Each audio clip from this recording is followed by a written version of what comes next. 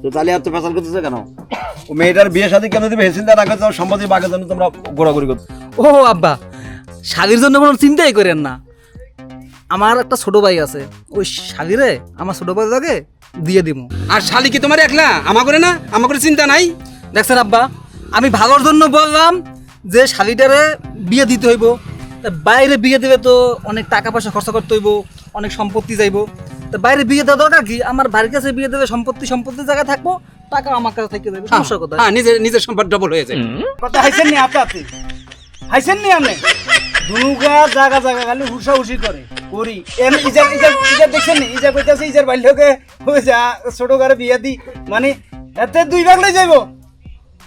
হ্যাঁ, না 2 ভাগে তো কোনো সাবধান, আমার স্যারের জন্য সমান করে দেবো, আমি কারো 1 ইঞ্চি বাড়তি দেবো না। তা আমি যে সমান করে দেবো। আব্বা, আমি যে ফ্ল্যাট কিনছি আপনাদের দুজন যদি রাখবো তাহলে আমার একটু বেশি লাগবো না? আমার গ্রামে সরজ দরকার, আমি গ্রামে থাকবো।